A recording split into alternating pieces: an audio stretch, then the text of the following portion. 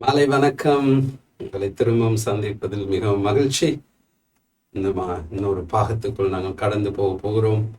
மகா பரிசுத்த ஆவியானவர் என்ற தலைப்பின் கீழே இன்றைக்கு 8ஆம் பாகம் மற்றும் துணம் கடவுள் எங்களை கிருபையாய் இந்த 7 பாடங்களையும் செய்து முடித்து 7 பாகங்களையும் செய்து முடித்து 8ஆம் பாகத்துக்கு கடந்து போவது அந்த கிருபைக்காக கர்த்தரை ஸ்தோத்தரிக்கிறேன். நாங்கள் ஜெபித்து இந்த பாடத்துக்குள் கடந்து போவோம். அருமையான ஆண்டவரே, இந்த நாளுக்காக நன்றி. மாலை வேளையிலும் கர்த்தாவே உம்முடைய சமூகத்திலே அமர தந்த கிருபைக்காக நன்றி. எப்பொழுதும் எங்களுக்கு நீர் கற்றுக் கொடுக்கிறது போல இந்த நாளிலும் உம்முடைய வசனத்தை ஆழமாய் எங்களுக்கு கற்றுத்தான். வசனத்தின் கீழ் ஒளிந்திருக்கின்ற ஆழமான காரியங்களை எங்களுக்கு வெளிப்படுத்தி காண்பியும் அப்பா. பரிசுத்த ஆவியானவரே, நீர் எங்களோடு கூட இருக்கின்றதுக்காக நன்றி. இந்த நாளிலே நீர் எங்களை வழி நடத்த போவதற்காய் நன்றி. உதவிக்காக நன்றி. அங்கீகரிக்கிறோம், மகிமைப்படுத்துகிறோம் இயேசு கிறிஸ்துவின் வல்லமை உள்ள நாமத்தினாலே. சரி, இன்றைக்கு பாகம் 8 முதல் தடவையாக இந்த நாளிலே நீங்கள் இந்த வேத பாடத்திலே கலந்து கொள்கிறீர்கள் என்றால் மிகவும் நன்றி. எங்களோடு கூட இந்த நாளிலே கலந்து கொண்டதுக்காக. ஆனால் எங்களுடைய பழைய 7 பாகங்களையும் போய் பார்க்கும்படி உங்களுடன் கேட்டுக்கொள்கிறேன். அப்பொழுது உங்களுக்கு பரிசுத்த ஆவியானவரை குறித்து மிகவும் தெளிவான ஒரு அறிவு இருக்கும். அது இந்த எங்களுடைய யூடியூப் சேனலுக்கான அந்த லிங்க் திரையின் கீழே வரும். அதை நீங்கள் பார்த்து அங்கே இந்த லிங்க் கூடாக எங்களுடைய யூடியூப் சேனலுக்கு போய் பழைய பாகங்களையும் உங்களுடைய பழைய வேத பாடங்களையும் நீங்கள் பார்க்கலாம். சரி, போன கிழமை நாங்கள் எப்படி இயேசு கிறிஸ்துவின் இரத்தமும் பரிசுத்த ஆவியானவரும் தொடர்பு பெற்றிருக்கிறார்கள் என்பதை மிகவும் மிகவும் தெளிவாக நான் உங்களுக்கு காண்பித்தேன். இயேசு கிறிஸ்துவின் இரத்தமும் பரிசுத்த ஆவியானவரும் ஒருமைப்பட்டிருக்கிறார்கள் என்று நாங்கள் பார்த்தோம். இன்றைக்கு நாங்கள் பார்க்க போவது பரிசுத்த ஆவியானவரினால் எப்படி நாங்கள் வழி நடத்தப்பட முடியும். சரியா? பரிசுத்த ஆவியானவர் எங்களுக்கு உதவி செய்கிறவர், எங்களை வழி நடத்துகின்றவர். சரி, அப்ப எங்களுக்கு வரப்போகிற காரியங்களை கொடுத்தும் பரிசுத்த ஆவியானவர் காண்பிக்கக்கூடியவர். அப்ப கர்த்தர் என்ன திட்டங்களை என்னுடைய வாழ்க்கையில வைத்திருக்கிறார், கர்த்தர் என்ன காரியங்களை எனக்கு தயார் பண்ணி வைத்திருக்கிறார், இப்பொழுது இந்த நிகழ்காலத்தில் எனக்கு நடக்கும் காரியங்களிலே எப்படி நான் கர்த்தருடைய சித்தத்தை அறிந்து கொள்வது, இப்படிப்பட்ட கேள்விகள் எங்களுக்கு இருக்கலாம். அது மாத்திரமல்ல, நான் அடுத்ததாக என்ன அடியை எடுத்து வைக்க வேண்டும், கர்த்தர் எங்கே வழி நடத்துகின்றார், கர்த்தருடைய திட்டம் என்ன, அவர் எனக்கு என்ன காரியங்களை தயார் பண்ணி வைத்திருக்கின்றார், இப்படிப்பட்ட காரியங்களை அறிந்து கொள்வது எங்களுக்கு ஆசை. அதனால் தான் இன்னைக்கு அநேகர் தீர்க்கதரிசிகளின் பின்னாலே ஓடுகிறார்கள். ஜோசியக்காரன் பின் ஓடுவது போல தீர்க்கதரிசிகளின் பின் அநேக பேர் ஓடுகின்றார்கள். ஏன்? ஆர்வம். கர்த்தர் எனக்கு என்ன சொல்லுவார், கர்த்தர் எனக்கு என்னத்தை ஆயத்தம் பண்ணி வைத்திருக்கிறார். அப்ப நீங்க உண்மையாக தேவனாகிய பிள்ளையா இருப்பீர்களானால், தேவனோடு கூட நெருங்கிய தொடர்பு உங்களுக்கு இருக்குமானால், நீங்கள் ஒரு ஜோசியக்காரன் பின் ஓடுவது போல் தீர்க்கதரிசிகளின் பின் ஓட வேண்டிய அவசியமே இல்லை. ஏனென்றால் உங்களுக்குள்ளாக இருக்கின்ற ஆவியானவர் உங்களுக்கு முதலாவது வெளிப்படுத்தத்தான் ஆசைப்படுகின்றார். ஒரு 3வது மனிதனுக்கூடாக உங்களுக்கு வெளிப்படுத்த வேண்டியது அவசியமே அவருக்கு இல்லை. இன்றைக்கு என்னுடைய மகள், சரியா, என்னுடைய மகள் அப்பா எனக்கு என்னத்தை தயார் பண்ணி வைத்திருக்கிறார், அப்பாவின் திட்டங்கள் என்ன, எனக்கு அப்பா என்ன காரியங்களை எனக்கு கொடுக்க போகின்றார் என்பதை அறிந்து கொள்வதற்கு அவர் அடுத்த வீட்டில் இருக்கிற அங்கிள்கிட்ட போய் கேட்க வேண்டிய அவசியமே இல்லை. நேரடியாக இன்னிடத்துல கேட்கலாம். ஏனென்றால் நான் அவளுடைய அப்பா, அவளுக்கு ஒன்றையுமே நான் ஒளித்து வைக்க போவதில்லை. அவள் என்னோடு கூட இருக்க தொடர்பின் அடிப்படையிலே அவள் என்னோடு கூட மிகவும் திறந்து கதைக்கின்ற வேளையிலே நான் எல்லா காரியங்களையும் வெளிப்படுத்துவேன். அதே போலதான் பரலோகத்தில் இருக்கின்ற பிதா. அப்ப பரலோகத்தில் இருக்கின்ற பிதா உங்களுக்கு எல்லாவற்றையும் வெளிப்படுத்த ஆவலாய் இருக்கின்றார். ஏனென்றால் நீங்கள் அவருடைய பிள்ளை. அப்ப நீங்க அவரோடு கூட நெருங்கிய தொடர்பு இல்லாததன் நிமித்தமாக, அவரோடு கூட நெருங்கி எப்படி நடப்பது என்பதை அறிந்து கொள்ளாததன் நிமித்தமாக இன்னொரு தீர்க்கதரிசியின் இடத்திலோ இன்னொரு ஊழியக்காரன் இடத்திலோ போய் ஆண்டவர் எனக்கு என்ன செய்ய போகிறார், ஆண்டவர் என்ன இந்த காரியத்தை குறித்து என்ன பேசுகிறார் என்று கேட்க வேண்டிய ஒரு அவசியம் வந்திருக்கின்றது. உண்மைக்குமே நீங்கள் தேவனோடு கூட நெருங்கிய தொடர்பிலே நடப்பீர்கள் என்றால், இன்றைக்கு நான் உங்களுக்கு கற்றுக் கொடுக்க போகும் காரியம் பரிசுத்த ஆவியானவரினால் எப்படி வழிநடத்தப்படுவது. இன்றைக்கு பரலோகம் உங்களோடு கூட பேச வேண்டும் என்றால் பரிசுத்த ஆவியானவர் கூடாக தான் பேசுவோம். ஏனென்றால் பரிசுத்த ஆவியானவர் உங்களுக்குள்ளாக இருக்கின்றார், உங்களோடே கூட இருக்கின்றார். அப்ப பரிசுத்த ஆவியானவரோடு கூட உங்க நெருங்கிய தொடர்பை ஏற்படுத்தி கொண்டு விட்டீங்கன்னா அவர் எல்லா காரியங்களையும் உங்களுக்கு வெளிப்படுத்துவார். இதை தான் நாங்கள் இன்றைக்கு கற்றுக் கொடுக்க போகிறோம். அப்ப எப்படி பரிசுத்த ஆவியானவரோடு இடைப்படுவது, எப்படி அவர் எங்களோடு கூட பேசுவார், எப்படி அவர் பேசுவதை நான் புரிந்து கொள்ள முடியும், கேட்க முடியும் என்ற காரியங்களை நாங்கள் பார்ப்போம். சரியா? அப்ப கடைசியாக இந்த வேத பாடத்தின் கடைசியாக என்னுடைய தனிப்பட்ட ரீதியிலே நான் எப்படி பரிசுத்த ஆவியானவரோடு இடைப்படுவேன், பரிசுத்த ஆவியானவரோடு கூட எப்படி நான் வேலை செய்வேன் என்பதை நான் உங்களோடு கூட பகிர்ந்து கொள்கிறேன். இந்த வேத பாடத்தின் முடிவில் ஒரு தீர்மானத்தை நான் எடுக்க வேண்டும் என்றால் எப்படி நான் எடுப்பேன் என்பதை நான் உங்களோடு கூட பகிர்ந்து கொள்கிறேன். சரி, அப்ப இன்றைக்கு நாங்கள் பார்க்க போவது பரிசுத்த ஆவியானவரினால் நான் எப்படி வழிநடத்தப்பட முடியும்.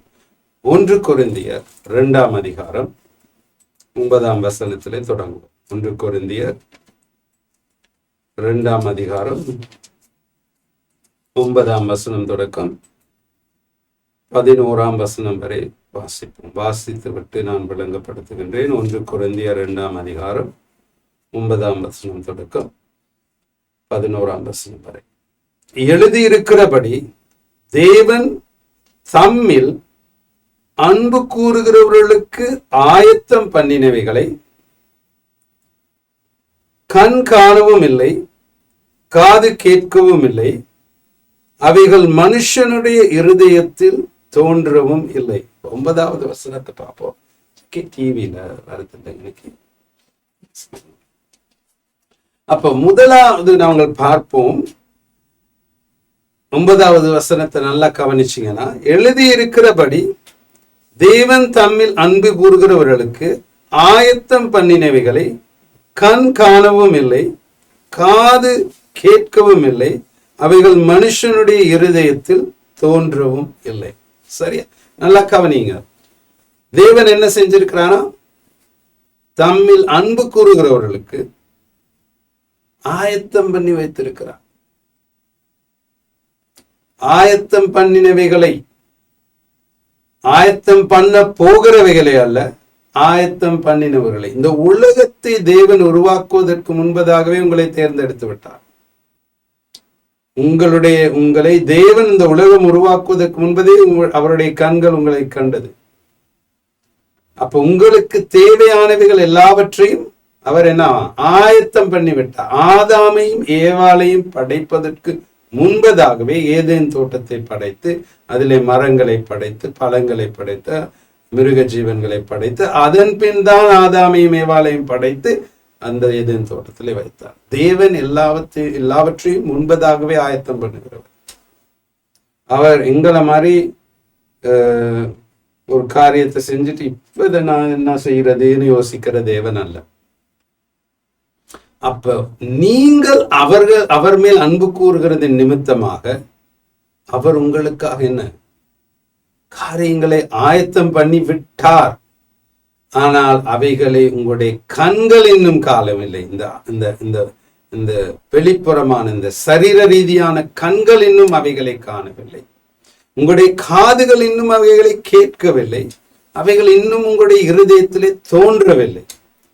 அதனால் தான் நீங்கள் இப்ப தேவன் எனக்கு என்ன ஆயத்தம் பண்ணி வச்சிருக்கிறாரு, இப்ப நான் என்ன செய்யணும் அப்படின்னு நீங்க சிந்திக்கிறதன் காரணம் எங்க அவர் என்னை கொண்டு போக போறாரு, 2026 என்ன எனக்கு நடக்க போகுது, 25 என்ன எப்படி என்னுடைய வாழ்க்கை இருக்க போகுதோ அப்படின்னு நீங்க யோசித்து கொண்டு இருக்கிறதற்கு காரணம், இன்னும் உங்களுடைய கண்கள் காணவும் இல்லை, காதுகள் கேட்கவும் இல்லை, இருதயத்தில் இன்னும் அவைகள் தோன்றவும் இல்லை.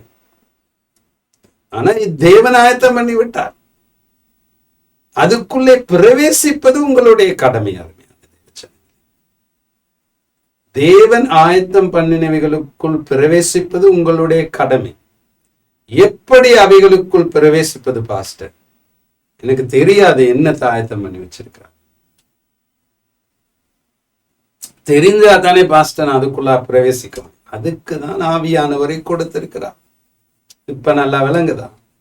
ஆவியானவர் இல்லாம ஒண்ணுமே பண்ண முடியாது. பரிசுத்த ஆவியானவரை அவர் உங்களுக்கு அனுப்பினது உங்களுக்கு உதவி செய்வதற்கு. இந்த வேதத்தின் காரியங்களை மாத்திரம் கற்றுக் கொடுக்கல, எல்லாவற்றையும் கொடுத்து கற்றுக் கொடுக்கும். உங்களுக்கு ஆயத்தம் பண்ணினவைகளை வெளிப்படுத்துவதற்கும் தான் பரிசுத்த ஆவியானவர் அனுப்பப்பட்டிருக்கிறார்.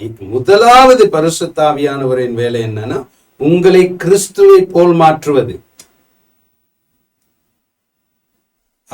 அவருடைய கனிகளை கொடுத்து உங்களை கிறிஸ்துவை போல் மாற்றுவது. இரண்டாவது, அவருடைய வரங்களை குறித்து கிறிஸ்துவை போல் உங்களை பாவிப்பது. மூன்றாவது, தேவன் உங்களை ஆயத்தம் பண்ணின காரியங்களை உங்களுக்கு காண்பிப்பதும் அவைகளை எப்படி பெற்றுக்கொள்வதும் என்பதை கற்றுக் கொடுப்பது. அப்ப பரிசுத்த ஆவியானவர் இல்லாம நீங்க கிறிஸ்தவங்கிற மதத்தை பின்பற்றி தேவன் உங்களுக்கு ஆயத்தம் பண்ணி உங்கள் கண் காணவும் முடியாது, உங்கள் காதுகள் கேட்கவும் முடியாது, உங்கள் இருதயத்தையும் தோன்றவும் முடியாது. எப்படி நீங்க அதை சொல்றீங்க? அடுத்த வசனத்தை பாருங்க. நமக்கோ தேவன் அவைகளை தமது ஆவியினாலே வெளிப்படுத்தினார். இதெல்லாம் நீங்க உங்களுடைய வேத புத்தகத்துல அடையாளம் பண்ணணும். எதனால நமக்கோ தேவன் எவைகளை ஆயத்தம் பண்ணினவைகளை. 9வது வசனம் என்ன சொல்லுகின்றது? நீங்க அவர் மேல் அன்பு வைத்திருக்கிற நிமித்தமாக அவர் ஆயத்தம் பண்ணி வைத்திருக்கிறாராம். அவைகளை நமக்கோ ஆவியினாலே வெளிப்படுத்தினார். தமது ஆவியினாலே, அப்படின்னா பரிசுத்த ஆவியினாலே வெளிப்படுத்தினார். அந்த ஆவியானவர் எல்லாவற்றையும் தேவனுடைய ஆழங்களையும் ஆராய்ந்திருக்கிறார். அப்ப இன்றைக்கு ஜக்கி என்னோடு இருக்கிறாரு. ஜக்கிக்கு தேவன் என்னத்தை தயார் பண்ணி வச்சிருக்கிறாரு, என்னென்ன காரியங்களை தயார் பண்ணி வச்சிருக்கிறார், எனக்கு என்னென்ன காரியங்களை தேவன் தயார் பண்ணி வைத்திருக்கிறார் என்பதை நான் அறிந்து கொள்ளணும்னா பரிசுத்த ஆவியானவர் இல்லாமல் அறிந்து கொள்ளவே முடியாது. ஏனென்றால் தேவனுடைய ஆழங்களை அறிந்திருக்கிறவர் ஒருவர் மாத்திரமே, அவர்தான் பரிசுத்த ஆவியானவர். ஆதலால் தான் அவர் உங்களிடத்திலே அனுப்பப்பட்டிருக்கிறார். அவர் இல்லாம கிறிஸ்தவ மதத்தை பின்பற்றி பிரயோஜனம் இருக்கா? இல்லவே இல்லை. அவர் இல்லாம தேவன் உங்களுக்கு ஆயத்தம் பண்ணினவங்களை கண்டுபிடிக்க முடியுமா? முடியவே முடியாது. 11வது வசனத்தை வாசிப்போம். மனுஷனில் உள்ள ஆவியே அன்றி மனுஷரில் எவன் மனுஷனுக்குரியவைகளை அறிவான்? அப்படி போல தேவனுடைய ஆவியானவரே அன்றி ஒருவனும் தேவனுக்குரியவைகளை அறிய மாட்டான். மிகவும் தெளிவாக வசனம் சொல்லுகிறது. இப்ப எனக்குள்ளாக இருக்கிறது என்னுடைய ஆவிக்குரிய மனுஷனுக்கு மாத்திரம்தான் தெரியும். இப்ப நான் என்ன யோசிக்கிறேன், இந்த நாளில நான் என்னென்ன செய்ய போறேன், யாரை சந்திக்க போறேன், என்னத்தை பேச போகிறேன், என்னென்ன காரியங்களை செய்ய போகிறேன் என்ற எண்ணங்கள் எனக்குள்ளாக ஓடிக்கொண்டிருக்கின்றது. அதை என்னுடைய ஆவிக்குரிய மனுஷன் மாத்திரம்தான் அறிவான். அதை நான் ஜக்கிக்கு சொல்லாட்டி ஜக்கிக்கு தெரியவே தெரியாது நான் இன்னைக்கு என்ன செய்ய போறேன். அதே போல நல்லா கவனிங்க, தேவனுடைய ஆவியானவரே அன்றி, நல்லா கவனிங்க, தேவனுடைய ஆவியானவரே அன்றி ஒருவனும் தேவனுக்குரியவைகளை அறிய மாட்டான். மிகவும் தெளிவாகவே சொல்லுது. தேவனுக்குரியவைகளை நீங்க அறியணும்னா பரிசுத்த ஆவியானவரினால் மாத்திரம்தான் முடியும். வேற யாராலும் எந்த கொம்பனாலும் ஒண்ணுமே கண்டுபிடிக்க முடியும். பரிசுத்த ஆவியானவர் வெளிப்படுத்தினால் ஒழிய வேற யாராலும் தேவனுக்குரியவைகளை அறியவே முடியாது. இதுதான் பரிசுத்த ஆவியானவரின் முக்கியத்துவம். அப்ப அவரை எப்படி நாங்கள் உதாசீனம் செய்ய முடியும்? நல்லா புரிஞ்சு கொண்டீங்களா அருமையான தேவஜன்? அப்ப தேவன் அன்பானவர், தேவன் அன்பான பிதா. இன்றைக்கு உங்களுக்கு பிள்ளைகள் இருக்கின்றன. எனக்கு ஒரு மகள் இருக்கின்றார், ஜக்கிக்கும் பிள்ளைகள் இருக்காங்க. அப்ப பெற்றோர்களாகிய நாங்கள் எவ்வளவு தூரம் யோசிக்கிறோம், எவ்வளவு காரியங்களை இப்பொழுதே பிள்ளைகளுக்காக தயார் பண்ணுகிறோம். என்னுடைய மகளுக்காக சில காரியங்களை தயார் பண்ணி வைத்ததை நான் இன்னும் அவளுக்கு சொல்லவே இல்லை. ஆனால் தகப்பன் என்ற அடிப்படையிலே நான் அநேக காரியங்களை தூரமாய் சிந்தித்து அவளுக்கு இப்பொழுதே தயார் பண்ணி வைத்திருக்கிறேன். அப்ப நான் அப்படி செய்வேன் என்றால், தேவன் ஒரு இடத்துல இயேசு சொல்லுகிறார், உலக ரீதியான தகப்பனாகிய நீங்கள் எப்படி நல்ல ஈவுகளை உங்களுடைய பிள்ளைகளுக்கு கொடுக்க ஆசைப்படுகிறீர்கள், அதற்கு மேலாக பரலோகத்தில் இருக்கின்ற பிதா எப்படி நல்ல ஈவுகளை கொடுப்பார். அப்ப பரலோகத்தில் இருக்கின்ற தேவன் நலமான காரியங்களை உங்களுக்கு தயார் பண்ணி வைத்திருக்கிறார். யாக்கோபு 1:17 திருப்பிக் கொள்வோம்.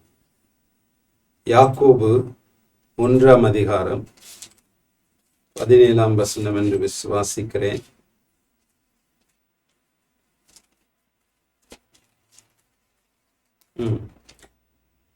வேதத்தை கொண்டு வந்திருக்கிறீங்க என்று விசுவாசிக்கிறேன். வேத பாடத்துக்கு வரும்போது உங்களுடைய தனிப்பட்ட வேதத்தை கொண்டு வரணும், அதுல அடையாளம் பண்ணுங்க, எழுதுங்க. அப்பொழுது உங்களுக்கு உங்களுடைய வேதத்தோடு கூட நெருங்கிய தொடர்பு ஏற்படும். நன்மையான எந்த ஈவும் பூரணமான எந்த வரமும் பரத்திலிருந்துண்டாகி, அப்ப என்னமான எப்படிப்பட்ட ஈவுகளாம்? நன்மையான எந்த ஈவும் பூரணமான எந்த வரம். அப்ப அங்க எங்கிருந்து உண்டாகலாம்? பரத்திலிருந்து உண்டாகி, சோதிகளின் பிதாவின் இடத்திலிருந்து இறங்கி வருகிறது. அவரிடத்தில் யாதொரு மாறுதலும் யாரொரு வெறுமையின் நிழலும் இல்லை. அப்ப நலமான காரியங்கள் ஆங்கில வேதத்தில் மிகவும் அழகாக சொல்லப்பட்டிருக்கிறது. Every perfect and good gift, சம்பூரணமானதும் நலமுமான வரங்கள் பிதாவின் இடத்திலிருந்து வருகின்றது. அப்ப அருமையான தேவன் நம்மளுக்கு நலமானதும் சம்பூரணமானதுமான காரியங்களை தயார் பண்ணி வைத்திருக்கிறார். அவைகள் வெளிப்பட வேண்டும் என்றால், உங்களுக்கு தோன்ற வேண்டும் என்றால், தெரிய வேண்டும் என்றால், பரிசுத்த ஆவியானவர் இல்லாமல் முடியவே முடியாது. சொல்றது விளங்குது. அப்ப யோவான் 16ஆம் அதிகாரத்துக்கு திருப்பிக் கொள்ளுங்க. யோவான் 16ஆம் அதிகாரம் 13ஆம் வசனம். விசுவாசிக்கிறேன் இந்த வேத பாடம் உங்களுக்கு ஆசீர்வாதமா இருக்கின்றது என்று. யோவான் 16ஆம் அதிகாரம் 13ஆம் வசனம். சத்திய ஆவியாகிய அவர் வரும்போது சகல சத்தியத்துக்குள்ளும் உங்களை நடத்துவார்.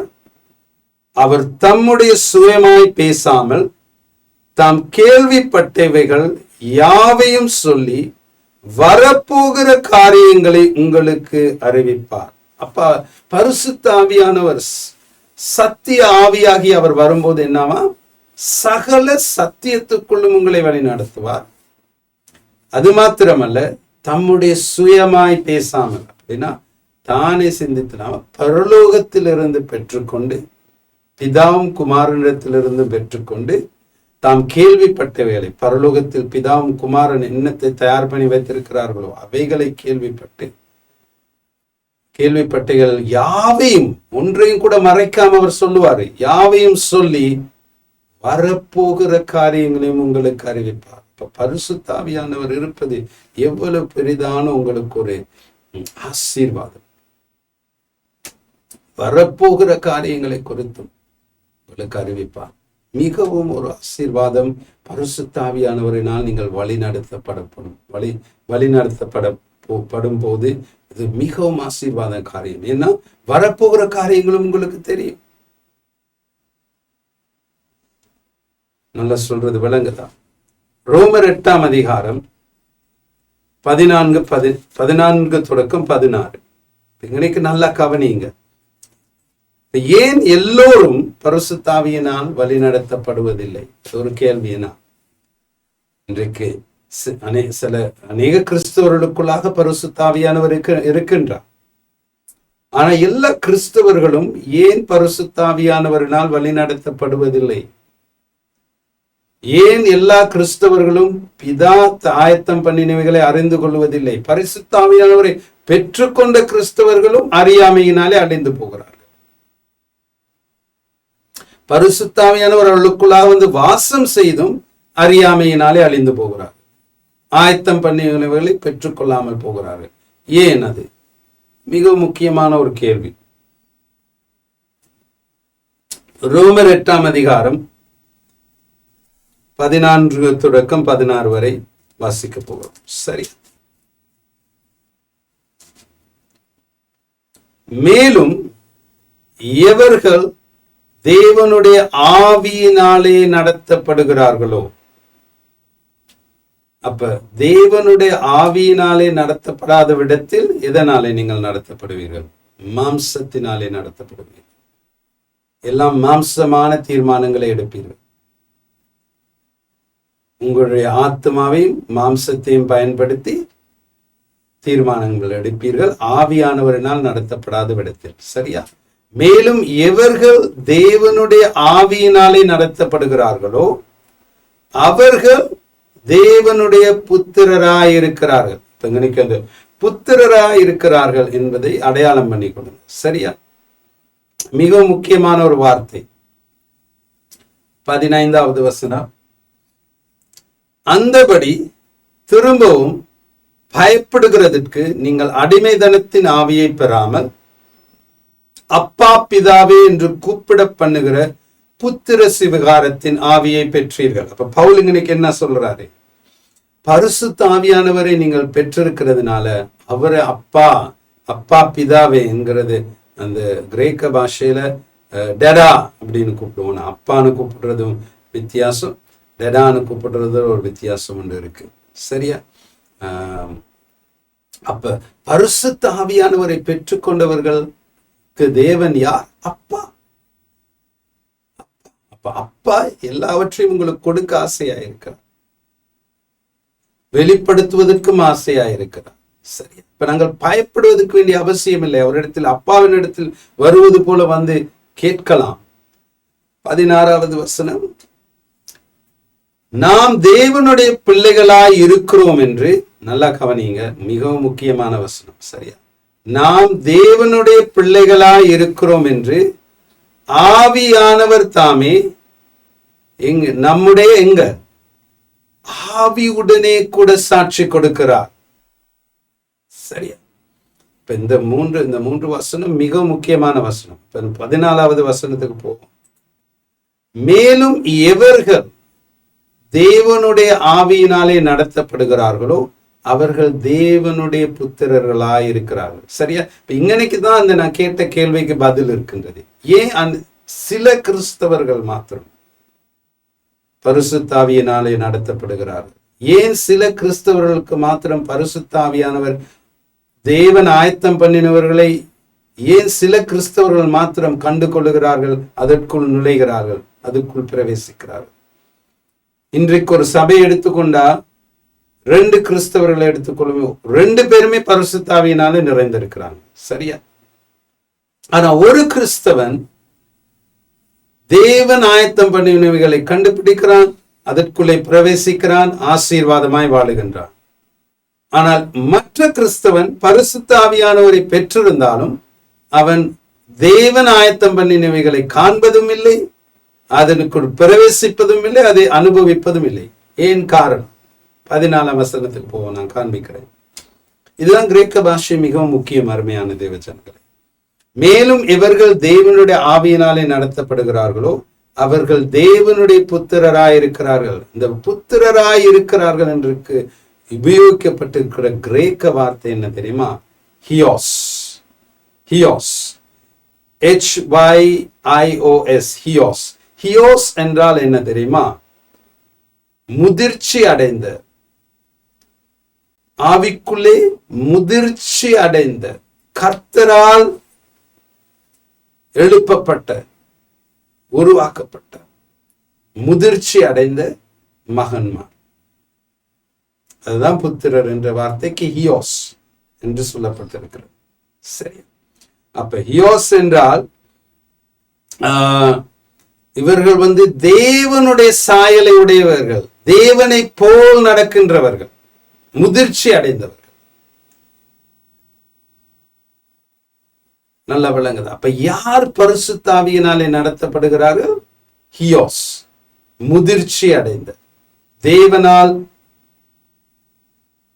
வளர்த்தெடுக்கப்பட்டவர், முதிர்ச்சி அடைந்த பிள்ளைகள், அவர்கள் பரிசுத்த ஆவியினாலே நடத்தப்படுகிறார். 14வது வசனம் சொல்லுது, மேலும் எவர்கள் தேவனுடைய ஆவியினாலே நடத்தப்படுகிறார்களோ அவர்கள் தேவனுடைய முதிர்ச்சி அடைந்த புத்திரர்கள். சரியா? ஹியோஸ் அர்த்தம் அதுதான் இருக்கு. இன்னொரு வார்த்தை இருக்கு, டெக்னான். இப்ப புத்திரர் என்பதற்கு அநேக கிரேக்க வார்த்தைகள் இருக்கின்றது. ஹியோஸ் முதிர்ச்சி அடைந்த புத்திரர்கள். டெக்னான் என்றது குழந்தைகள், பிள்ளைகள். அப்பா அம்மா எல்லாத்தையும் உங்களுக்கு செய்யணும். அப்பா அம்மா தான் ஊட்டணும், அப்பா தான் உடுத்தணும், எல்லாம் கைக்கு கொண்டாந்து கொடுக்கணும். அவர்கள் டெக்னான், பிள்ளைகள். ஆனால் ஹியோஸ் யாரு? அவர்கள் எல்லாவற்றையும் தாங்களே செய்து கொள்வார்கள். தாங்களே கண்டுபிடித்து, தாங்களே இதுதான் சரி, இதுதான் அப்பா தயார் பண்ணி வைத்திருக்கிறார், இதிலே தான் நான் பிரவேசிக்க வேண்டும், இதை தான் நான் பெற்றுக்கொள்ள வேண்டும் என்று அவர்களை அறிந்து அவர்களே அதுக்குள் பிரவேசிப்பார்கள். இயேசு எடுத்துக்கொண்டீங்கன்னா, இயேசு உலகத்துக்கு வந்தபோது மனுஷனாக தான் வந்தாரு. தேவகுமாரனுமாய் இருந்தாரு, மனுஷகுமாரனுமாய் இருந்தார். அவர் 100% மனிதனாயும் 100% கடவுளுமாய் இருந்தாரு. அப்ப இயேசு 100% மனிதனாய் இருந்தும், ஐயோ அப்பா எனக்கு என்னத்தை தயார் பண்ணி வச்சிருக்கிறாரோ தெரியலையே அப்படின்னுகிட்டு இருக்கலாம். அவருக்கு அப்பா எந்த நேரத்தில் என்னத்தை செய்ய வேண்டும் என்பதை அறிந்திருந்தார். இன்னைக்கு அப்பா என்ன சொல்றாரு, என்னத்தை செய்யறாரு தெரியலையே, எனக்கு தலை குழப்பமா இருக்கு, மண்டை குழம்பி போய் கிடக்கு அப்படின்னு அவர் யோசிக்கிறார். அப்ப ஹியோஸ்னா முதிர்ச்சி அடைந்த, அப்பா என்னத்தை தயார் பண்ணி வைத்திருக்கிறார் என்பதை நானே கண்டுபிடித்து, பரிசுத்த ஆவியானவரிடத்தில் நான் இடைப்பட்டு நானே கண்டுபிடித்து அவைகளுக்கு பின் சென்று அவைகளை பெற்றுக்கொண்டு ஆசீர்வாதமாய் வாழ்வேன். அதுதான் ஹியோஸ், முதிர்ச்சி அடைந்தவர். ஆனா டெக்னான்னா யாரு? எந்த நேரமும் கையிலேயே எல்லாத்தையும் கொடுத்துக்கிட்டு இருக்கணும், முதிர்ச்சி அடையவே இல்லை. இன்னைக்கு சில குடும்பத்துக்கு போனா மகன் 40 வயசா இருக்கும். சரியா? உடுப்பா அயன் பண்றது அம்மா தான். அம்மா என் ஷர்ட் எங்க, அம்மா கொண்டாந்து கையில கொடுப்பாங்க. அம்மா சாப்பாடுங்க, அம்மா பிளேட்ல கொண்டாந்து சாப்பாடு கொடுப்பாங்க. சில அம்மா 40 வயது பிள்ளைக்கும் ஊட்டிக்கிட்டு இருப்பாங்க. பார்த்துருக்கீங்களா? அப்படி இருக்கிறாங்க சில பிள்ளைகள். அவர்கள் டெக்னான், வளர்ச்சி அடையாதவர்கள். தாங்களாகவே எல்லாவற்றையும் அறிந்து பெற்று வேலை செய்து அவைகளை பெற்றுக்கொள்வதற்கு அவர்களால் முடியாது. இன்றைக்கு சபையில் அப்படிதான் அநேக கிறிஸ்தவர்கள் இருக்கிறார்கள். எல்லாவற்றையும் கரண்டில கொண்டாந்து ஊட்டிக்கிட்டு இருக்கணும். இல்ல, நான் பரிசுத்த ஆவியானவரோடு கூட நடந்து, நான் அவரோடு கூட இடைப்பட்டு, ஆண்டவர் எனக்கு தயார் பண்ணியது என்ன என்பதை நான் ஜெபித்து, நேரத்தை அதிக நேரம் பரிசுத்த ஆவியானவரோடு செலவிட்டு அவரோடு கூட நடந்து, நான் அதை அவரிடத்திலிருந்து அறிந்து ஆயத்தம் பண்ணினவைக்குள் பிரவேசித்து ஆசீர்வாதமான வாழ்க்கையை வாழ்வேன் என்கிற ஹியோஸ் ஆன புத்திரர்கள் மிகவும் அரிது சபையிலே. எல்லாத்தையும் பாஸ்டரே சொல்லிக்கிட்டு இருக்கணும். பாஸ்டர் 2 ஜாப் இருக்கு, பாஸ்டர் 2 இன்டர்வியூ இருக்கு, நான் என்ன செய்யறது பாஸ்டர்? பாஸ்டர் நான் கல்யாணம் கட்டணமா இல்லையா? பாஸ்டர் நான் வெளிநாடு போகணுமா போகலையா? இன்றைக்கு இப்படிப்பட்ட சூழ்நிலையிலே கிறிஸ்தவர்கள் இருப்பதற்கு தான் கள்ள தீர்க்கதரிசிகள் வருவதற்கு மிகவும் சாத்தியமாக இருக்கின்றது. ஏன்? இன்னும் முதிர்ச்சி அடையாத சிறு பிள்ளைகளைப் போல் சபையிலே இருப்பது. அப்ப ஏன் ஒரு தீர்க்கதரிசியின் பின் எந்த நேரம் ஓடுறது? அவர் என்ன சொல்லுவாரு, அவர் என்ன சொல்லுவாரு, அவர் என்ன சொல்றாரு? ஏன் உனக்கு உட்கார்ந்து கேட்டுக்கிறேன் அது ஆண்டவர் இடத்துல? நீ ஜெபிச்சு நீ முழங்கால் படியிட்டு உன் அப்பாவிடத்துல இந்த கேட்டு பெற்றுக்கொள்ள முடியாது. ஏன் எந்த நேரமும் இந்த தீர்க்கதரிசிகள் பின்னுக்கு ஓடுறீங்க? இன்னைக்கு இதனாலதான் அநேக ஜனங்கள் வஞ்சிக்கப்பட்டு போகிறார்கள். கடைசி காலத்திலே கள்ள தீர்க்கதரிசிகள் எழும்பி அநேகரை வஞ்சிப்பார்கள் என்று வசனம் சொல்லுகின்றது. அதற்கு காரணம், நீ பரிசுத்த ஆவியானவரோடு கூட நடந்து முதிர்ச்சி அடையாமல் இருப்பதற்கு தான் காரணம், வஞ்சிக்கப்பட்டு போவதற்கு. அருமையான தேவ ஜனங்களே, நான் சொல்றது கோபப்படாங்க, கேட்டு திருந்துங்க. இன்றைக்கு கிறிஸ்தவர்கள், அநேக கிறிஸ்தவர்கள் சிறு பிள்ளைகளை போல்தான் எல்லாத்தையும் கையில கொண்டாந்து. இன்னைக்கு சபையிலே எடுத்துக்கொண்டால் 98% இப்படிப்பட்ட கிறிஸ்தவர்கள் தான். முதிர்ச்சி அடைந்த கிறிஸ்தவர்கள் மிகவும் மிகவும் குறைவு. சரி, அப்ப பரிசுத்த ஆவியானவர் உங்களை வழி நடத்துவார், உங்களை வற்புறுத்த மாட்டார். நல்லா புரிஞ்சுக்கொள்ளுங்க, வழி நடத்துறதும் வற்புறுத்துறதும் 2 காரியங்கள். வேதம் சொல்லுகிறது, அவர் உங்களை வழி நடத்துவார். யோவான் வசனத்தை வாஸ்தம், யோவான் 16:13 என்ன சொல்லுகிறதுன்னு பார்ப்போம். யோவான் 16:13, சத்திய ஆவியாகிய அவர் வரும்போது சகல சத்தியத்துக்குள்ளும் உங்களை நடத்துவார், வற்புறுத்த மாட்டார், வழி நடத்துவார். அப்ப பரிசுத்த ஆவியானவர் எப்பொழுதும் உங்களுக்கு இதுதான் சரி, இதுதான் பிழை, நீ தீர்மானம் எடும்பாரு. அவர் வற்புறுத்தவே மாட்டாரு, வழி நடத்துறது தான் அவருடைய விதம். அப்ப பரிசுத்த ஆவியானவர் உங்களுக்கு ஒரு கைட் மாதிரி. பரிசுத்த கைடுனுக்கு என்ன தமிழ்ல சொல்றதுன்னு எனக்கு தெரியல, வழிகாட்டி. இன்னைக்கு இப்போ வெளிநாட்டுக்கு ஒரு இடத்துக்கு போனீங்கன்னா, தெரியாத இடத்துக்கு போனோன்னு அங்க கைட்ஸ் மாதிரி இருப்பாங்க, ஏன்னா வழிகாட்டுறதுக்கு. இங்க இந்த இடங்களுக்கு போய் காண்பிச்சு இதுதான் இந்த இடத்துல இந்த காரியங்கள் நடந்தது என்பதை காண்பிப்பார். அதே மாதிரி தான் பரிசுத்த ஆவியானவர், அவர் வழிகாட்டி உங்களுக்கு காண்பிப்பார். இதை தான் தேவன் உங்களுக்கு தயார் பண்ணி வைத்திருக்கிறார், இதை தான் தேவன் உங்களுக்கு கொடுக்க விரும்புகிறார், இதை இந்த காலத்திலே செய்ய விரும்புகிறார். உதவி செய்து வழிகாட்டுவார், வற்புறுத்த மாட்டார். பலவந்தமாய் உங்களை தேவன் தயார் பண்ணினதுக்குள் உங்களை தள்ள மாட்டார். பழைய ஏற்பாட்டை எடுத்துக்கொண்டாலும் தேவன் பொருந்தனை தேசத்தை தயார் பண்ணினார், ஆனா வற்புறுத்தி ஆட்கள் உள்ளுக்கு அனுப்பினார்? இல்லவே இல்லை. எல்லைக்கு கொண்டு போய் காண்பித்தார், விருப்பமானவை உள்ளுக்கு போக முடியாதவை வெளியே கடை. அதுதான் ஆண்டவரோட வழி, வற்புறுத்தவே மாட்டார். கடைசியில 2 பேர் தான் உள்ளுக்கு போனான், மற்றவங்க எல்லாம் செத்து போயிட்டான். ஏன்? முதிர்ச்சியின்மை. இன்றைக்கு இதே நிலைமை தான் கிறிஸ்தவர்களுக்கு. பழைய ஏற்பாட்டு இஸ்ரவேலரை பார்த்து ஏசுவோம், ஐயோ பாருங்க இவ்வளோ தேவன் தயார் பண்ணி வச்சது, பாலும் தேனும் மூடுகிற தேசத்தை பெற்றுக்கொள்ளாம ஒண்ணும் இல்லாம போயிட்டாங்க. இன்னைக்கு என்ன நடக்குது? இன்னைக்கு சபையில என்ன வண்டவாளம்? இதே தான் ஆண்டவர் தயார் பண்ணியதற்குள் பிரவேசிப்பது. அது என்னன்னு கூட தெரியாது. இன்னைக்கு அநேக கிறிஸ்தவர்கள் பரலோகத்துக்கு போன பின்பு, ஐயோ அநியாயமே, இப்படிப்பட்ட காரியங்களை ஆண்டவர் எனக்கு தயார் பண்ணி வச்சிருந்தாரு, ஒன்னையும் நான் பெற்றுக்கொள்ளலேன்னு வருத்தப்படுவார். அதற்கு காரணம் என்ன தெரியுமா? பரிசுத்த ஆவியானவர் கூட நெருங்கிய தொடர்பு. ஏனென்றால் அவர் தான், நான் தெளிவா உங்களுக்கு காண்பிச்சேன், 1 கொரிந்தியர் 2:9-11, அவரை அன்றி நீங்கள் எதையும் புரிந்து கொள்ள முடியாது, தேவன் தயார்.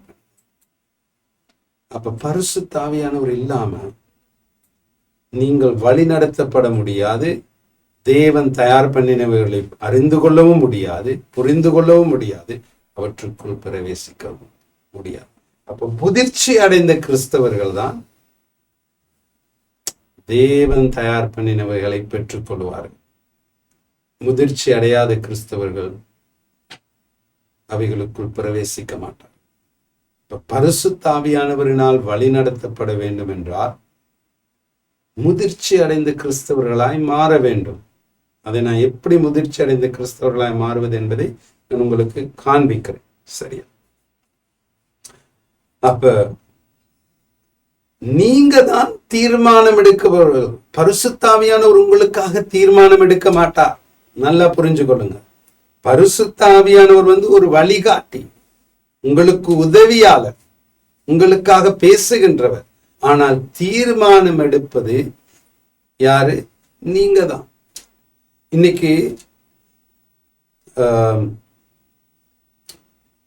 பரிசுத்த ஆவியானவர் ஒரு தீர்க்க தரிசனத்தை கொடுக்கிறான்னு வச்சுக்கொள்ளுங்க. சரியா? சரி, உங்களால தான் முதிர்ச்சி அடைந்து தேடி பரிசுத்த ஆவியானவரோடு கூட நடந்து அதை பெற்றுக்கொள்ள முடியாவிட்டாலும் பரிசுத்த ஆவியானவர் உங்களுடைய பாஸ்டருக்கூடாக ஒரு தீர்க்க தரிசன வார்த்தை கொடுக்கிறார். இதை தான் ஆண்டவர் செய்ய போகிறார், இதை தான் நீ செய்யணும். அதையும் பெற்றுக்கொள்ள மாட்டாங்களே. அதை ஒன்று விசுவாசிக்க தடுமாறுவார்கள், இல்லாவிட்டால் தீர்மானம் எடுக்க மாட்டார். ஆண்டவர் ஒரு நாளும் உங்களுக்காக தீர்மானம் எடுக்கவே மாட்டார். இதுதான் என்பதை தேவன் காண்பிப்பார், வழிகாட்டுவார், உதவி செய்வார், பரிந்து பேசுவார். ஆனால் உங்களுக்காக ஒரு நாளும் தீர்மானம் எடுக்க மாட்டார். ஆதியாமத்துல இருந்து ஆரம்பிப்போமே. சரியா? ஏதேன் தோட்டத்துல என்ன நடந்துச்சு? ஆதாமை படைத்தார், ஏவாளை படைத்தார். ஏவாளை ஆதாம் இடத்துல கொண்டு வந்தார். கொண்டு வந்துட்டு என்ன சொன்னார்? ஒண்ணுமே சொல்ல. ஆதாம் நீ விருப்பம் நான் எடுத்துக்கோ, ஏவாள் நீ விருப்பம் நான் எடுத்துக்கோ, நான் ஒண்ணுமே சொல்ல போகுது. ஆதாம் தீர்மானம் எடுத்தான். என் மாம்சம் என் மாம்சமா, என் எலும்பில் எலும்பாய்க்கான், இவள் என்னுடையவள் என்று தீர்மானம் எடுத்தான். இன்றைக்கு அதே போல தேவன் வெளிப்படுத்தினார். அநேக கிறிஸ்தவர்கள் தீர்மானம் எடுத்தவைகளை பெற்றுக் கொள்வதில்லை. அவர் தயார் பண்ணின காரியங்களை வெளிப்படுத்தி காண்பித்தால் தீர்மானம் எடுத்து பெற்றுக் கொள்வது. அப்ப தேவன் ஒரு நாளும் உங்களுக்காக தீர்மானம் எடுக்கவே மாட்டார். நான் சொல்றது விளங்கும். அப்ப தீர்மானம் எடுப்பது எங்களுடைய பொறுப்பு, எங்களுடைய கடமை. அப்ப நீங்க தேவனுடைய காரியங்களை அறிந்து கொள்ள வேண்டும் என்றால் பரிசுத்த ஆவியானவரோடு கூட நெருங்கி நடக்க வேண்டும், முதிர்ச்சி அடைய வேண்டும். சரியா? முதிர்ச்சி அடைய வேண்டும். நான் சொன்னேன் ஹியோஸ். சரியா? ஹியோஸ் என்கின்ற புத்திரர்கள், முதிர்ச்சி அடைந்த புத்திரர்கள் பரிசுத்த ஆவியானவர்களால் வழி நடத்தப்படுவார்கள். யார் பரிசுத்த ஆவியானவர்களாலே வழிநடத்தப்படுகிறார்களோ அவர்களே தேவனுடைய புத்திரராயிருக்கிறார்கள். 8:14 ரோமர். அப்ப அவர்கள் யார்? முதிர்ச்சி அடைந்தவர். எங்கே முதிர்ச்சி அடைந்தவர்? வயசுல அல்ல, உடம்புல அல்ல, ஆவிக்குரிய மனுஷனிலே. சரியா? யார் முதிர்ச்சி அடையணும்? உங்களுடைய ஆவிக்குரிய மனுஷன். ரோமர் 8:16 போவோம். நல்லா கவனி. நாம் தேவனுடைய பிள்ளைகளாய் இருக்கிறோம் என்று ஆவியானவர் தாமே எங்கு வெளிப்படுத்துறானா, எங்கு சாட்சி கொடுக்கிறானா? நம்முடைய ஆவியுடனே கூட சாட்சி கொடுக்கிறார். அப்ப பரிசுத்த ஆவியானவர் உங்களுக்கு தேவன் தயார் பண்ணின காரியங்களே, இல்லாவிட்டால் தேவனுடைய எந்த காரியத்தையும் குறித்து பரிசுத்த ஆவியானவர் உங்களுக்கு வெளிப்படுத்தணும்னா எங்க வெளிப்படுத்துவாரு? ஆத்மாவிலையா, சரீரத்திலையா, ஆவியிலையா? வேறு எங்கேயுமே வெளிப்படுத்த மாட்டார். ஏனென்றால் அவர் பரிசுத்த ஆவியானவர் உங்களுக்குள்ளாக வரும்போது, உங்களுக்குள்ளாக வந்து உங்களுடைய ஆவிக்குரிய மனுஷனோடு கூட ஒன்றாகிவிட்டார். அப்பொழுதுதான் மறுபிறப்பின் அனுபவத்தை பெற்றுக்கொண்டீர்கள். உங்களுடைய ஆவிக்குரிய மனுஷன் தான் மறுபிறப்படைந்தான். ஏனென்றால் தேவன் ஆவியாய் இருக்கிறார். உங்களுடைய ஆவிக்குரிய மனுஷனும் தேவனும் தான் இணைவார்கள். தேவன் ஆவியா இருக்கிறார், உங்களுடைய ஆவிக்குரிய மனுஷன் அவரோடு கூட இணைப்பான். அப்ப இன்றைக்கு பரிசுத்த ஆவியானவர் எங்க இருக்கிறார் என்றால் உங்களுடைய ஆவிக்குரிய மனுஷன். அப்ப பரிசுத்த ஆவியானவர் உங்களுக்கு ஏதாவது தேவனுடைய காரியத்தை வெளிப்படுத்த வேண்டும் என்றால் எங்கு சாட்சி கொடுப்பார்? உங்களுடைய ஆவிக்குரிய மனுஷன். அப்ப உங்களுடைய ஆவிக்குரிய மனுஷன் முதிர்ச்சி அடைந்து யார் ஆவியானவரினால் வழி நடத்தப்படுகிறார்களோ அவர்களே தேவனுடைய புத்திரர்களாய் இருக்கிறார்கள், முதிர்ச்சி அடைந்த புத்திரர். அப்ப உங்களுடைய ஆவிக்குரிய மனுஷன் முதிர்ச்சி அடைய வேண்டும். உங்களுடைய ஆவிக்குரிய மனுஷன் முதிர்ச்சி அடைய அடைய அடைய பரிசுத்த ஆவியானவர் வெளிப்படுத்தும் காரியங்களை நீங்கள் பெற்றுக்கொள்ள மிக இலகுவாயிருக்கும். சொல்றது விளங்குதா?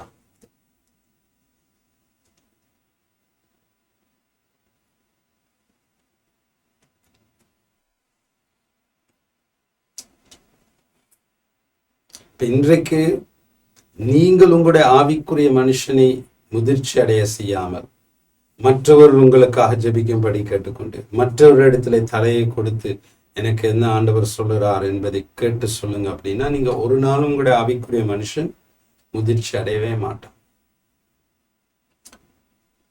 அப்ப இன்றைக்கு மிகவும் மிகவும் பெரிதான ஒரு பிரச்சனை என்னவென்றால், மறுபிறப்படைந்த அநேக கிறிஸ்தவர்கள் பிழையான தீர்மானங்கள் எடுக்கிறார்.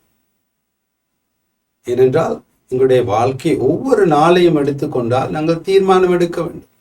இந்த நாளிலே காலையில எழும்பினது என்பதால் அநேக தீர்மானங்களை நீங்கள் எடுக்க வேண்டும்.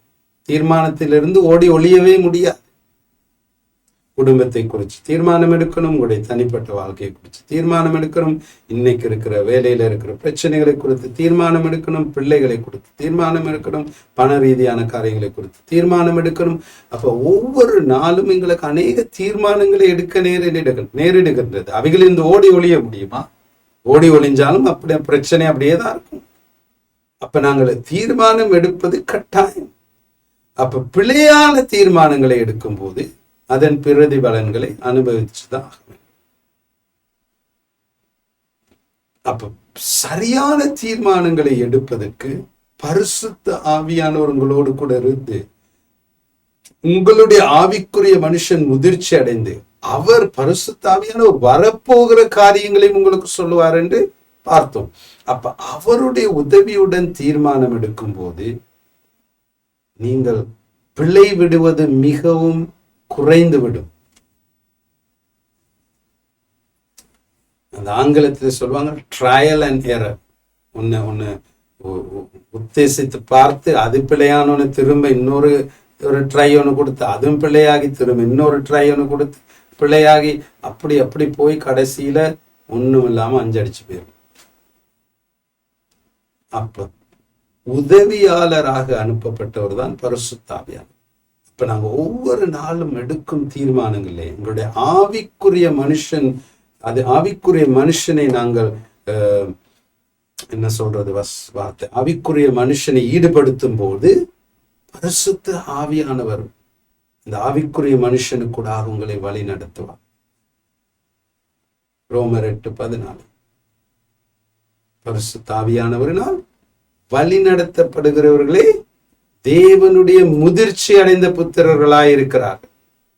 மேலும் எவர்கள் தேவனுடைய ஆவியினாலே நடத்தப்படுகிறார்களோ அவர்கள் தேவனுடைய முதிர்ச்சி அடைந்த புத்திரர்கள்.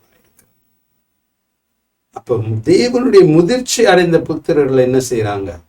தன்னுடைய ஆவிக்குரிய மனுஷனையும் பரிசுத்த ஆவியானவரையும் ஈடுபடுத்தி சரியான தீர்மானங்களை எடுக்கிறார். ஏனென்றால் பரிசுத்த ஆவியானவர்களை வழி நடத்த இன்னைக்கு போகாத, அவனோட கதைக்காத, அதை சைன் பண்ணாத, இந்த சம்பந்தம் உனக்கு சரி வராது, இந்த ஸ்கூல் வேணாம், அப்படி ஆவியானவர் பேசுவார். வரப்போகிற காரியம் அவருக்கு தெரியும். அப்ப அவர் சொல்லும் போது சரியான தீர்மானங்களை எடுப்போம். இல்லாவிட்டால் பிழையான தீர்மானத்தை எடுத்து அதுல விழுந்து திரும்ப எழும்புறதுக்குள்ள இன்னொரு பிழையான தீர்மானத்தை எடுத்து அதுல இருந்து திரும்ப எழும்புறதுக்குள்ள இன்னொரு பிழையான தீர்மானம், இப்படியே விழுந்து எழும்பி விழுந்து வாழ்க்கையே வெறுத்து போயிடும். இன்னைக்கு அநேக கிறிஸ்தவருடைய வாழ்க்கை இதுதான் பிரச்சனையா இருக்கு. நேரம் சரியாகிட்டு சொல்றது விளங்குது. அருமையான தேவ ஜனங்களே, இன்றைக்கு நீங்கள் மறுபிறப்பின் அனுபவத்தை பெற்றிருப்பது நல்லது. ஆனால் அது மாத்திரம் போதாது. ஆவிக்குரிய மனுஷன் ஈடுபடுத்தி ஆவியானவருடைய உதவி கூடாக சரியான தீர்மானங்களை நாங்கள் எடுக்க முயற்சிக்கணும். அதுக்கு கொஞ்சம் நாட்கள் எடுக்கும். ஆனால் எங்கு நாங்கள் என்ன செய்ய வேண்டும் என்றால், எங்களுடைய ஆவிக்குரிய மனுஷனை முதிர்ச்சி அடைய செய்ய வேண்டும். அங்குதான் இதற்குரியான ரகசியம் இருக்கின்றது. இப்ப நான் அடுத்த கிழமை அதை குறித்து கதைக்கிறேன். சரியா? எங்க அந்த சீக்ரெட் இருக்குன்னா, பரிசுத்தாவியானவர் உங்களுக்குள்ளாக வந்து விட்டார். நீங்கள் மறுபிறப்பின் அனுபவத்தை பெற்றிருந்தா பரிசுத்தாவியானவர் உங்களுக்குள்ளாக வந்து விட்டார். அவர் உங்களை விட்டு விலகுவதும் இல்லை, கைவிடுவதும் இல்லை. ஆனால் எங்கு பிரச்சனை, எங்கு உதைக்குதுன்னா, ஆவிக்குரிய மனுஷனை முதிர்ச்சி அடைய செய்வதில்லை. எங்களுடைய இன்றைக்கு நாங்கள் என்ன செய்கிறோம் தெரியுமா? இதை மாத்திரம் நான் சொல்லி முடிச்சுட்டு அடுத்த கிளம்புறோம். இன்னைக்கு பிள்ளைகளை ஸ்கூலுக்கு அனுப்புவோம், டியூஷன் கிளாஸுக்கு அனுப்புவோம், எக்ஸ்ட்ரா கிளாஸுக்கு அனுப்புவோம், யூனிவர்சிட்டிஸுக்கு அனுப்புவோம். என்ன செய்கிறோம்? அவர்களுடைய ஆத்மாவை வளர்க்கிறோம். சரியா? ஆத்மான மனது, உணர்வுகள், சுயசித்தம் மற்றும் என்னுடைய ஆழ்த்தத்துவம். அப்ப இன்றைக்கு உலக ரீதியான அறிவை வளர்க்க, மனதை விரிவாக்க, ஞானத்தினால் நிரப்புவதற்கு ஸ்கூல் அனுப்புறோம், டியூஷன் அனுப்புறோம், எக்ஸ்ட்ரா கிளாஸ் அனுப்புறோம், யூனிவர்சிட்டி அனுப்புறோம். அதை செய்யறோம். நல்லது, நிப்பாட்டாதீங்க, செய்யுங்க. ஒரு பக்கம் ஆத்மாவை வளர்க்கிறோம், முதிர்ச்சி அடைய செய்கிறோம். ஸ்கூல்னா கட்டாயமா போயிடணும். ஞாயிற்றுக்கிழமை கோயிலுக்கு வராட்டியும் பரவாயில்ல, சயின்ஸ் கிளாஸ் மாத்திரம் மிஸ் பண்ணிடாத. சண்டே ஸ்கூல் எல்லாம் உனக்கு அவசியம் இல்லை. சயின்ஸ் ரொம்ப முக்கியம். ஞாயிற்றுக்கிழமை மாத்திரம்தான் கிளாஸ் இருக்கு, அதுக்கு போ. சரி, மனதை வளர்க்கிறோம். இன்னொரு பக்கம் ஜிம்முக்கு போயிரு கட்டாயமா. அதை சாப்பிடாது, இதை சாப்பிடாது. ஜிம்முக்கு போய் ஒரு ஹவர் எப்படியாச்சும் நீ ஒர்க் அவுட் பண்ணிடு. ஒரு நாளைக்கு எப்படியாச்சும் ஒரு 20 நிமிஷம் சரி நீ நடக்கணும். உடம்ப வளர்க்கிறோம். யார் ஆவியை வளர்க்கிறான்னு சொல்லுங்க? ஆவிக்குரிய மனுஷன்ல யார் நேரத்தை செலவிடுறான்னு சொல்லுங்க? அப்ப கடைசியா அந்த பிள்ளைய வளர்த்து ஸ்கூல் அனுப்பி, யூனிவர்சிட்டி அனுப்பி, இருக்க வேண்டிய எல்லா குவாலிஃபிகேஷனையும் கொடுத்து கடைசியில பிழையான ஒரு மனுஷனை திருமணம் செய்து கொண்டு வாழ்க்கையை நரகமாக்கி கொண்டு கிடக்கும். அப்புறம் பெற்றோர்கள் பாஸ்டர் கிட்ட அழுவாங்க, பாருங்க பாஸ்டர் இவ்வளோ படிக்க கொடுத்து இவ்வளோ செஞ்சு ஒரு இப்படிப்பட்டவனை கல்யாணம் கட்டி கொண்டு போயிட்டாலே. இப்ப பாருங்க வாழ்க்கையை யார் ஓம்பல. ஆவிக்குரிய மனுஷனை வளர்க்க கற்றுக் கொடுத்தாயா? தீர்மானம் எடுப்பதற்கு சரியா உலக ரீதியான எல்லா குவாலிஃபிகேஷனையும் கொடுத்தீங்க, ஆவிக்குரிய மனுஷனை வளர்ப்பதற்கு கற்றுக் கொடுத்தீங்களா? எவ்வளவுதான் இன்னைக்கு நான் அநேக பேர் என்னிடத்துல கவுன்சிலிங் வருவாங்க. அநேக பேர் குவாலிஃபிகேஷன், அவங்களோட விசிட்டிங் கார்டை பார்த்தா அவ்வளோ குவாலிஃபிகேஷன் இருக்கும். ஆனா வாழ்க்கை நாசமாகி நாரி போய் கிடக்கு. திருமணத்துல பிரச்சனை, பணத்தை சரியான முறையில கையாள தெரியல, பிள்ளைகளை கையாள தெரியல, பிழையான தொடர்புகள், இப்படி. ஆனா குவாலிஃபிகேஷனுக்கு மட்டும் ஒரு குறைவுமே இல்லை. ஏன்? தீர்மானங்கள் எடுப்பதற்கு வேண்டிய பரிசுத்த ஆவியானவருடைய ஞானம் இல்லை. பிழையான தீர்மானங்களை எடுத்து வாழ்க்கையே நாசமாக போய் கிடக்கு. அருமையான தேவ ஜனங்களே, யார் பரிசுத்த ஆவியானவரினால் வழி நடத்தப்படுகிறார்களோ அவர்களே தேவனினால் முதிர்ச்சி அடைந்த புத்திரர். அப்ப இன்றைக்கு எல்லாம் நான் படிக்க வேணான்னு சொல்லல, ஜிம்முக்கு போவேனான்னு சொல்லல, அவைகள் நல்ல காரியம். அதே போல் உன்னுடைய ஆவிக்குரிய மனுஷனுக்கும் முக்கியத்துவம் கொடுங்க. எப்படி ஆவிக்குரிய மனுஷனை முதிர்ச்சி அடைய செய்வது என்பதை அடுத்த கிழமை நான் சொல்லித்தேன். சரியா? இன்னைக்கு இதனால்தான் அநேக கிறிஸ்தவருடைய வாழ்க்கை நாறி போய் கிடக்கு. மறுபிறப்பின் அனுபவத்தை பெற்றுக்கொண்ட அநேக கிறிஸ்தவருடைய வாழ்க்கை ஒன்றுக்கும் இல்லாமல் போயிருப்பதன் காரணம் இதுதான். பரிசுத்த ஆவியானவரினால் வழி நடத்தப்படாது. ஏனென்றால் தேவன் நலமான காரியங்களை தயார் பண்ணி விட்டார். அவர் செய்ய வேண்டியதை அவர் செஞ்சு முடிச்சிட்டாரு. இனி உன் கையில தான் இருக்கு விஷயம். சரி, நேரம் சரி. அடுத்த கிழமை நாங்கள் தொடருவோம். அருமையான ஆவியானவரே, இந்த நாலு நேரம் எங்களோடு கூட பேசியதற்காக நன்றி அப்பா. இந்த வசனங்கள் செவிடர்களின் காதுகளிலே விழுவது போல் விழாமல், இந்த ஒவ்வொரு வார்த்தைகளும் ஒவ்வொரு கிறிஸ்தவனுடைய இருதயத்தில் விழுந்து 100% பலனை தரும்படியாக நான் செபிக்கிறேன் அப்பா. அநேக கிறிஸ்தவருக்கு பரிசுத்த ஆவியானவரின் முக்கியத்துவத்தை வெளிப்படுத்தியார். தன்னுடைய ஆவிக்குரிய மனுஷனை முதிர்ச்சியடைய செய்வதின் முக்கியத்துவத்தினை வெளிப்படுத்தியார். அநேகருடைய வாழ்க்கையில் இந்த வேத பாடத்துக்கூடாக ஒரு பெரிதான ஒரு எழுப்புதலும் மாற்றுதலும் வர செய்யும். ஒவ்வொரு இந்த வார்த்தைகளை, இந்த வேத பாடத்தை கேட்டுக்கொண்டிருக்கின்ற, கேட்க போகின்ற ஒவ்வொரு இருதயங்களும் மாறும்படியாக நான் செபிக்கிறேன். மாற்றுதல் வரும்படியாக செபிக்கிறேன். ஒவ்வொரு கிறிஸ்தவனும் ஆவியிலே நிறைந்து தன்னுடைய ஆவிக்குரிய மனுஷனை முதிர்ச்சி அடைய செய்து ஒரு ஆசீர்வாதமான, சமாதானமான, தேவன் தயார் பண்ணின காரியங்களுக்குள் பிரவேசிக்கின்ற ஒரு பிள்ளையாக மாற நீர் கிருபை செய்ய மாட்டவரே. கர்த்தாவே, நன்றியோடு கொடுத்துதிக்கிறேன். இந்த நேரத்துக்காக நன்றி. இயேசு கிறிஸ்துவின் வல்லமையுள்ள நாமத்தினாலே ஆமென். மிகவும் நன்றி. இந்த வேத பாடத்திலே நீங்கள் கலந்து கொண்டதற்காக. இந்த வேத பாடம் உங்களுக்கு மிகவும் ஆசீர்வாதமாக இருக்கின்றது நான் விசுவாசிக்கின்றேன். ஞாயிற்றுக்கிழமை ஆராதனையிலே உங்களை சந்திக்கின்றேன். கர்த்தர் தாமே உங்களை ஆசீர்வதிப்பாராக. பரிசுத்த ஆவியானவரோடு கூட நேரத்தை செலுத்துங்க, மேல் அன்பு செலுத்துங்க, அவரை அங்கீகரியுங்க. வல்லமையான காரியங்களை உங்களுடைய வாழ்க்கையில செய்வோம். கர்த்தர் தாமே உங்களை ஆசீர்வதி.